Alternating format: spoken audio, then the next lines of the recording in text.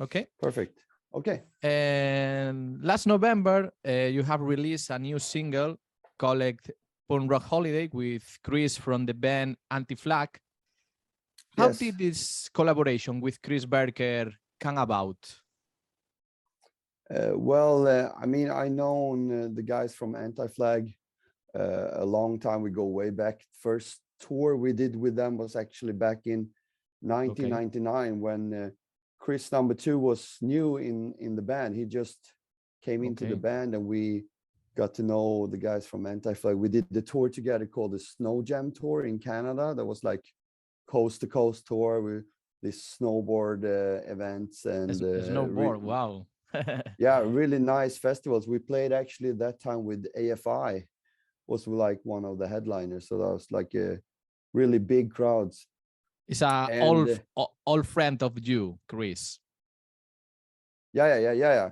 And but I mean, in the beginning, we got to know each other through touring, and then I mean, on and off, we met each other in Europe at different festivals or at club shows. We also stayed in touch with the guys from AntiFlag because when we came as a Swedish band first time to Canada, and we, you know, when you fly in as a band, you don't have any gear, you only have your guitars. We were very young. We were in school at that time. We flew into Canada to do this big tour with the, AFI and Sick of It All and Bouncing Souls and all these legendary bands. And AntiFlag, they was this band that was so nice to us. They just said, okay, you can use our guitars, you can use our drums, no problem. We are brothers. And we really fell in love with this band, AntiFlag, before we even as a host in Canada from Misconduct band, more or less. Yeah, no? I mean, even before we heard their first song, we already fell in love with the band because they were so nice, so nice people. Yeah. And so we stay in touch. In the beginning, in the old days, you write letters, and I remember I got my first letter from Justin Sane, the singer of AntiFlag. He slipped it under my hotel door because they left the tour before we left the tour. So they went in the morning back to the States, and he wrote all like these tips about where we should go to see places in New York and stuff like that. And then we stayed in touch. We visit them when they played the Taste of Chaos tour in Europe, and then basically since like mid 2000, like 2005, around there, since now we every year almost see them in different places or a festival or a club show or whatever. And then maybe I think it was at the Mighty Sounds Festival in Czech Republic, maybe 7 years ago, we started to first time talk about, it would be cool to do a song together. Like, so I asked Chris, like, it would be cool because our voices are really different. So I thought it would be a cool thing to do a song together. So we talked a little bit about it, but then we did one song with Roger Murray from Agnostic Front. I know. And I will ask you about Roger Murray in this interview. yeah. And we also did one song with Yoshi from ZSK, from the German band. And so other projects came in between, but then I think it was like when we met each other in the summer this year, and we said like, hey, we should do this song together. So I was at this show in Prague at the Rock Cafe, and we just finished the show, and I just wrote this song there, this Punk Rock Holiday song. I wrote it there, finished the lyrics, and then we went to Punk Rock Holiday Festival, and I just posted a small clip on Instagram for the fans. And when we came to Punk Rock Holiday and played the acoustic show, the people already know the song, but I just posted it the day before. So it was a big, like very emotional, I have goosebumps. It was really crazy when they were singing the chorus of a song that is not even released. Wow. So then I just said, do you people think we should record this song? And they say, yeah, you must record it. And then the day after, we played it a bit at the main stage, just the chorus and some verse. And I asked the video crew of Punk Rock Holiday and their editor, Jaka Kulik, who is a really nice guy and very professional. I mean, he's a filmmaker and editor and everything. He makes all the stuff for Punk Rock Holiday. And I asked him, can you just film with multicam a bit of the show and stuff? And because I think maybe we have a song here. And he said, yeah, sure, we can do it. And then when I came home, I just recorded quick demo. I sent it to Chris, number 2 in AntiFlag, and asked, you want to sing on this? And he just said, yeah, fuck yeah, I love the song. I want to do it. And then we decided which part was best for Chris to sing. And then he recorded in Pittsburgh, and I recorded in Kristinehamn. And we talked, we chat about the song and how to record it. And I sent the lyrics back and forth, and, and he sent some clips from the studio so we can see how it goes. And yeah, it was a really great experience. Like, even though he's in the US and I'm in Sweden, we can do a really good collaboration now. I mean, like this with Zoom and things, you can still work together even though you're in different countries. So it was a great project. And I think the song turned out really great. Yeah, it's a great song. Absolutely.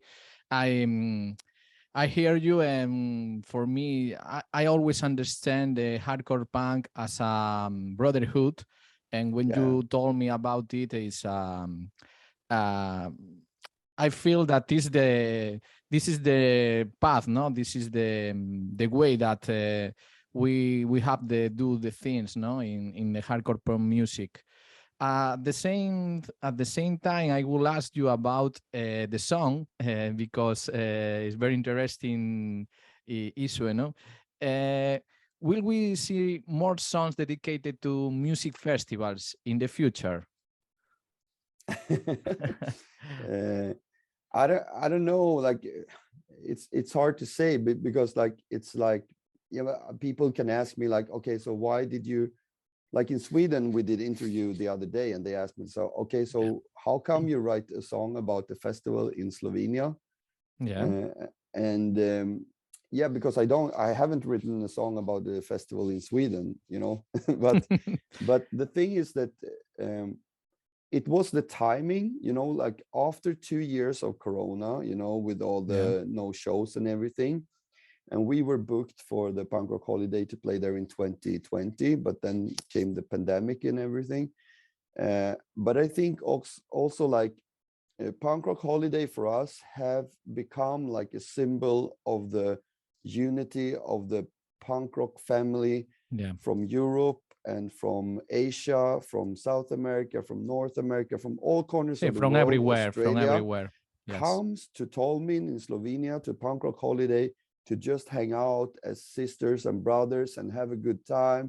We go river rafting, rock climbing, skateboarding. We do all kind of stuff together, and it's a very it's this kind of festival where everybody is like on the same level. You hang out more also with your friends in bands, because everybody are more or less in the same place. It's not so much. There are no rock stars, no. There are no idols, no. It's very like. I understand you. For example, I mean, Flogging Molly and Lagwagon, for example, they are bigger bands than Misconduct, but we hang out with them. We make good party. We have a laugh, and I think you can see it in the video Punk Rock Holiday that it's this amazing atmosphere of just. Happiness and joy for being back playing shows. You can meet the crowd again. Everybody loves punk rock. It's a big message community. That H2O played in a song. No fashion. Only passion. No. yeah. It's the passion for the music, and it's a great. And I think Punk Rock Holiday became like a symbol for this for us. Yeah. So this summer, when we're going to this festival and I'm writing this song the day before, I just felt that it was like, okay, we're going to Punk Rock Holiday. We're going to meet all our friends there. All the brothers and sisters is going to be there. So it's like it's a song about the festival, but at the same time, it's a song about the punk rock community in the world. You know what I mean? Yeah, it's a message, no? It's a message of unity that you want to share to the world, no? Yeah. And so it's it has like two different meanings, you know what I mean? Like but then again, Punk Rock Holiday, amazing festival. I wish there were more like festivals like this. It's not Grow Rock in Belgium, no? It's seems to be a similar festival, and maybe in the first Resurrection Fest, when you play it in several times in Spain, or actually in Spain there are some festivals as Barn and Roll or Tsunami Rock Fest, but not these huge festivals. No, it's not the same as Punk Rock Holiday. Maybe is the main reference for the punk rock fans in those days, no? Yeah, but I think what is cool, I mean, I love Brock Rock Echo Fest in Belgium. It's like really great, and I mean, we love playing Resurrection Fest as well.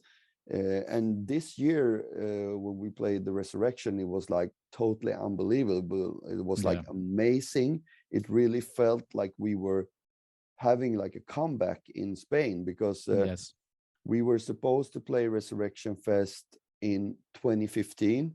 But then I remember.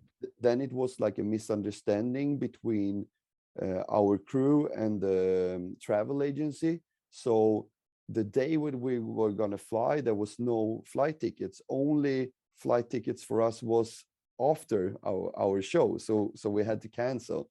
So it was a disaster, and we were very sad about this. And then in 2019, we booked again to play 2020, and we were really happy about this to come back. But then we all know what happened with the pandemic and everything. But I felt when we were playing at the Resurrection this year, I felt that the crowd was really hungry for some old school skate punk, melodic hardcore, you know, the kind of music that we play. Because the festival started with this kind of music, and now you know that it's a metal festival as Hellfest or Grass Pop meeting or something like this, no? And promoters change the music. I recognize that punk rock music is a minority for the fan base in Spain, and maybe the way of earn money is with the metal. But for me, I miss the times when Resurrection Fest played or bands as you or Lagwagon and Descendants and all of this, no? But the times are changing, and now the young people prefers another kind of music in Spain. I don't know in other countries, but I mean, there for me it's nothing wrong with this, because I totally understand that when a festival is growing and it's getting bigger and more interest from the young people, and many of the young people want to see like more Sabaton or Bring Me the Horizon, Bring Me the Horizon, Opeth. And I mean, for example, I love Opeth. It's like a great band for me. They're from Sweden as well, and I love both punk and metal and hardcore. And you know, Misconduct is all about no boundaries. We don't care if you listen to metal or punk or ska or whatever. We it's a title of a song, no? No boundaries. But I mean, we really play for you no matter what. We don't care what background you have, because we love all kinds of music. And as long as there is passion in music, I don't care if it's metal or punk or ska or whatever. But the thing is, I agree. I totally agree with you. But when we played the Resurrection Fest, for example, the year before, in 2011, then it was more headliners, maybe like Pennywise or bands like that. So it felt a bit more like a punk hardcore festival than metal then. But still, this year was an amazing experience, and we also got to hang out with our old friends from Rise Against, which was also amazing. And they're still a great melodic punk hardcore band with great message. And they played the main stage one of the nights, and it was totally amazing. So good. A great band. I have seen that you played in Sweden recently. How was the experience of playing live again? Yeah, I mean, it was great, and like we're so happy, and we feel so fortunate that we can do this and to go back, and people didn't forget about us, fortunately. And it was actually great. You are a legend. You are one of the most influential punk rock bands in Europe. It's a reality. Thank you so much. It's hard for me to see it like that, but thank you. It means a lot that you respect the stuff that we do, and I mean, we've been working hard for more than 27 years, and we did this since we were kids in school. So I mean, and we're still around. So it feels great that people still like appreciate what we're doing. And when we toured in Sweden now, it was really good to go back also up north, because we went more up north in Sweden, and we haven't been there for a while. And it was great. Are you response. from Gothenburg, or what is your? We are from Kristinehamn, which is in Sweden there is a big lake. It's actually one of Europe's biggest lakes, and on top of that lake, just right on top, is Kristinehamn. That's where we live. So it's 3 hours from Stockholm, which is east, and it's 3 hours from Gothenburg, which is south, and it's 3 hours from Oslo, the capital of Norway. So it's a good location.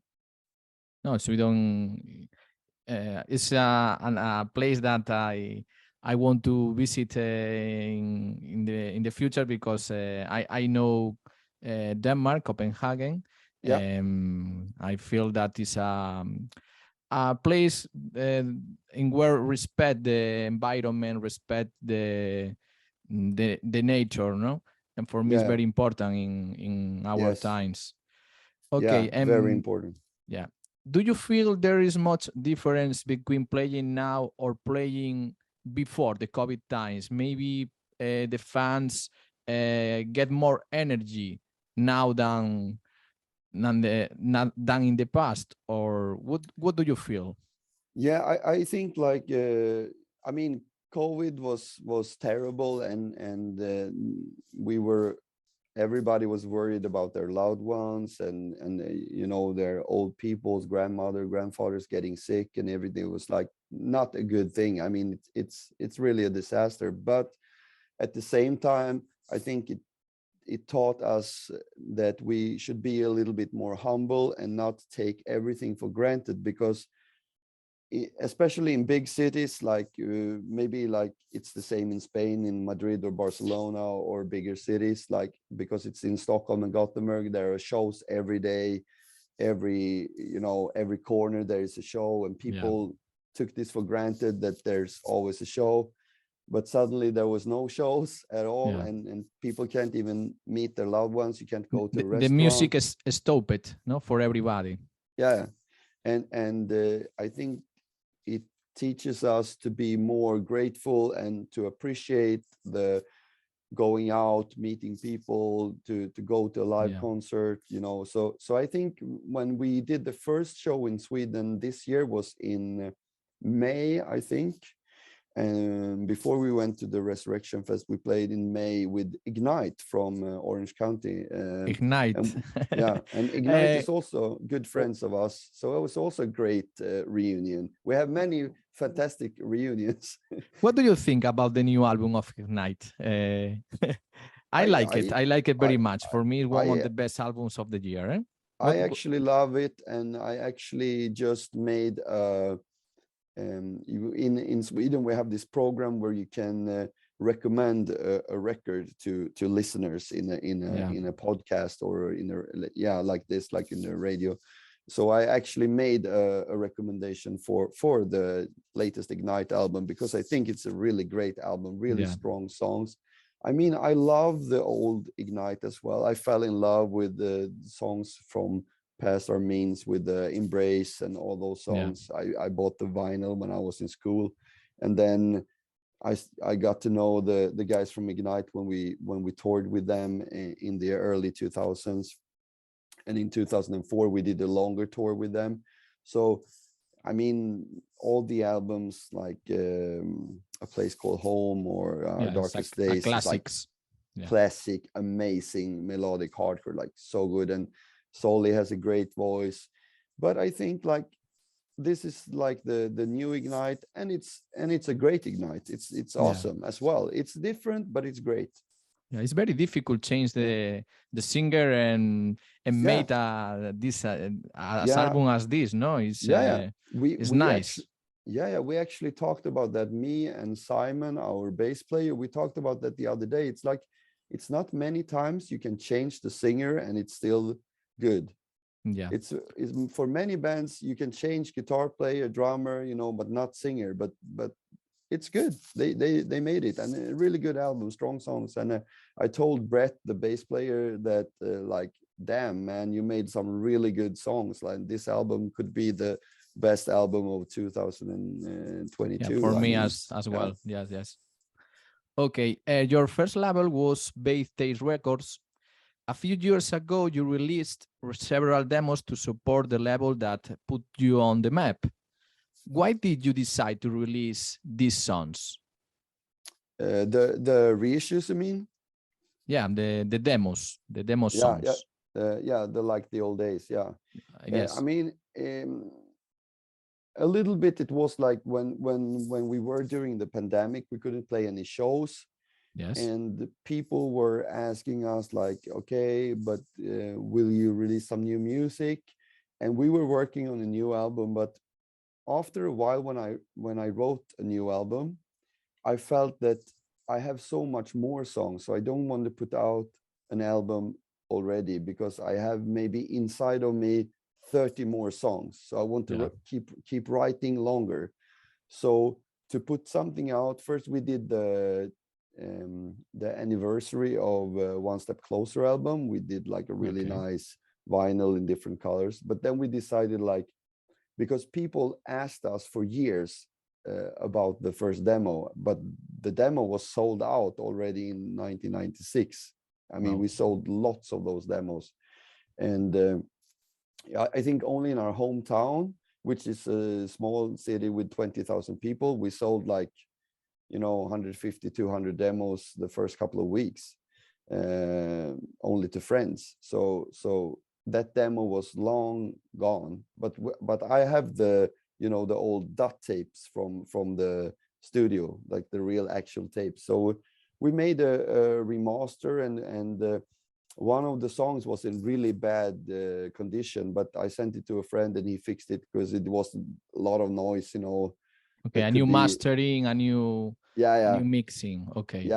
No new mixing, actually, only new mastering, and so it was just digital remastered. So it's the original mix, actually. And then we did a video for Behind Locked Doors song, just to like celebrate the Kristinehamn hardcore crew that we were all members of when we were young. So we wanted to give a little bit of the past in the video. And to celebrate our old crew, because we have do you miss the 90s? Do you miss that period of time? I mean, I sometimes I can miss that, that everything when it was new and fresh, and you were young, you were going to your first European tour. I mean, I remember our first tour in Spain with 59 Times the Pain. Wow, 50 times, yes. Back in 1997. 1997, wow. Yeah. 25 years ago. Yes, that was the first. And when you were first time coming to like different cities in Spain, it was like amazing experience. I mean, you meet these people that live so far away from you, and in this time you have to remember there was no internet like this. It was internet begin a little bit in maybe 1998, but it was only, old phones and modems, so you couldn't really have any YouTube and stuff like that. So when you meet these people that you only write interviews on paper with, you send letters and you send mixtapes and all that, and then you come to a show and you meet people from a city in Spain and they know your songs, you're like, oh my God, what the fuck? How is this possible? Because Bad Taste put out, of course, a lot of samplers with the This Is Bad Taste compilations. So Misconduct was on the same CD as, Satanic Surfers, or even 88 Fingers Louie, old like Fat Records bands and stuff.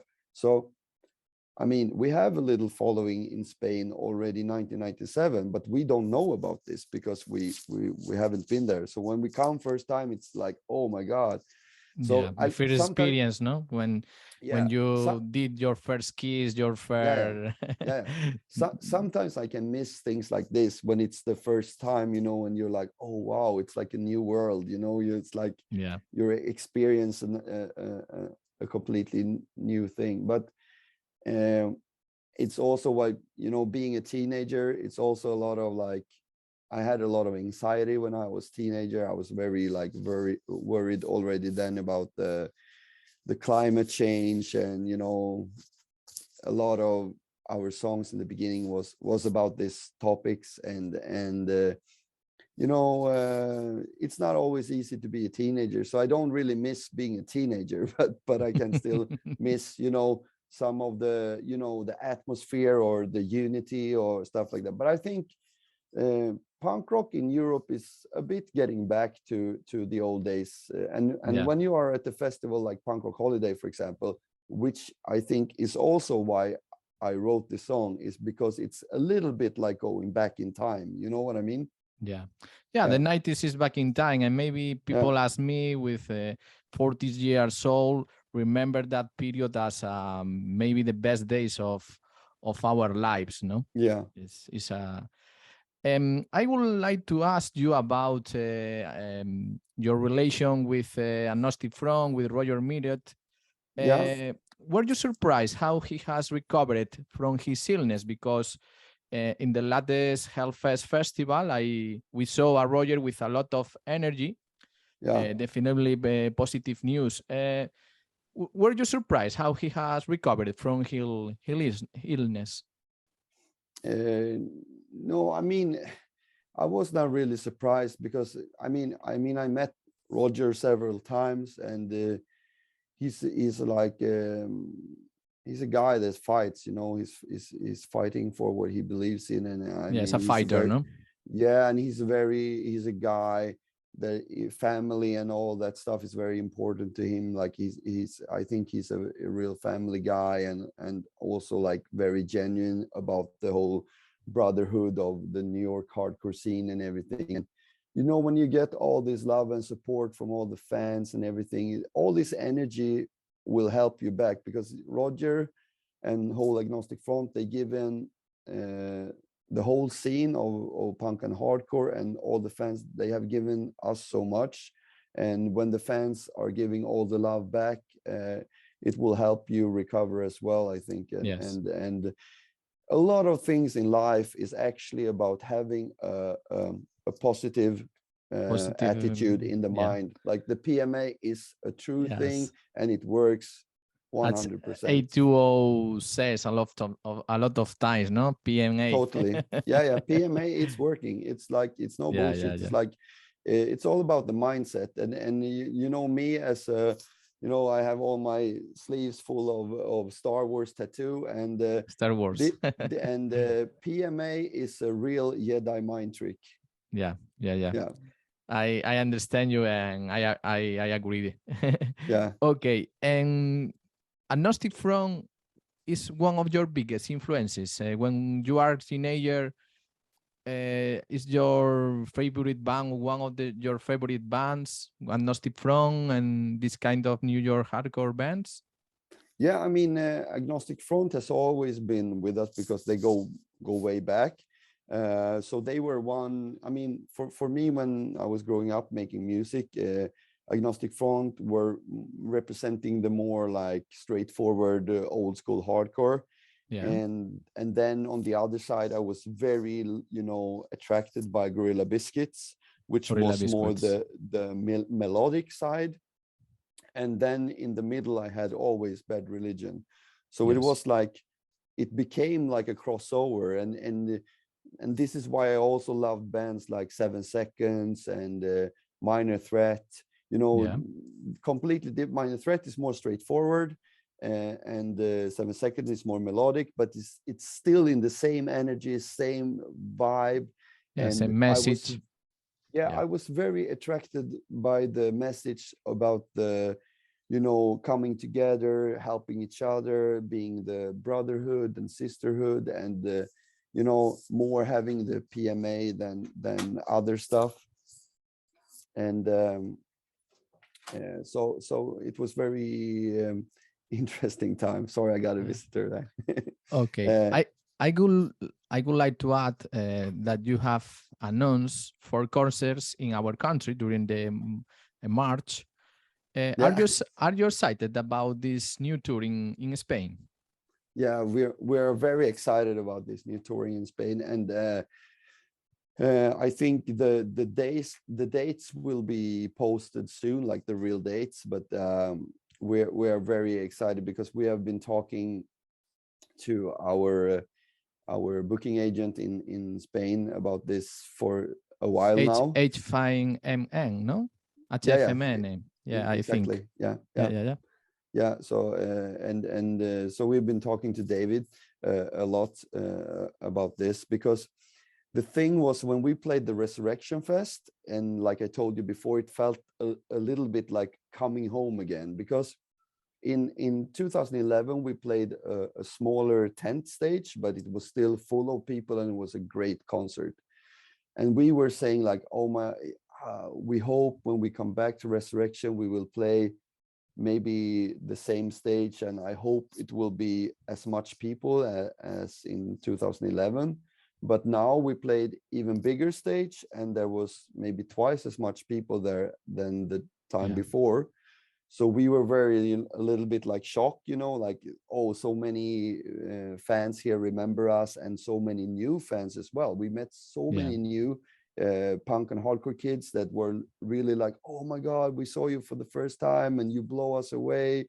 We are Misconduct fans forever now, you know. And this Yeah, feels like, for sure, for sure. and it I felt, think that your new touring in Spain will be amazing. I I think because yeah, you are a band that could be like all fans, and as you has told me, um, get a new target, no? Because your music is melodic music, but at the same time is all school, no? yeah, I would like to assist your new shows, because I think that it's a great time for sharing our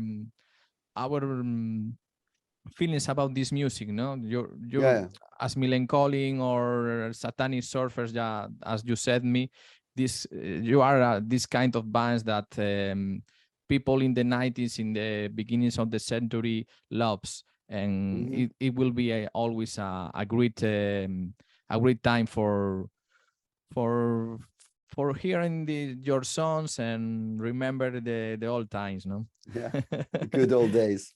The No, old but days. yeah, no. So after the Resurrection, when we play this show, we also see that a lot of activity going on, like on social media, because Misconduct is a typical band that is very bad at social media, because we didn't No, care so much about social media before, because Misconduct was a typical band that toured toured all the time, and that's how we spread the music. We toured like crazy, and we I mean, at shows we sold a lot of CDs and vinyls, but we never was good at social media. But now we feel that we must get better at this, because there are a lot of new kids out there that can appreciate our music, and we must more, you know, interact through social media. Social media is useful for connecting people, for connecting with the young people, maybe. I suppose. So now we, in the first time, we are paying more attention, and since resurrection, we're every day we get message from fans in Spain. And I told David, oh my God, this is like, there is something going on here. People are asking us all the time, like, you know, come to this city, come to this city, come to this city. You know, we must do a tour in Spain. I mean, soon. You are in a good hands, because David know all the scene in Spain and follow you as with the best steps to making a good path, no, in a good way in Spain. Okay, I appreciate you. For me, it's a pleasure talking with you. I told you. Now, when you are in Spain, I suppose that you will come to Barcelona. I live in Barcelona, actually. I would like to take a coffee with you or something like this. For sure. I mean, I don't know if this is okay to say, but Barcelona is on the list. I can confirm that. Okay, it's exclusive. I mean, breaking news.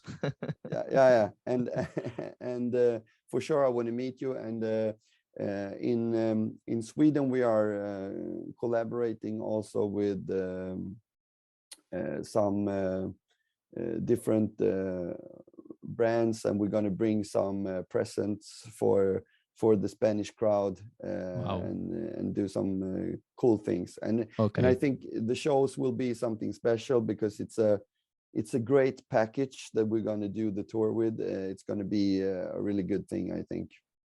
A good party. A good party.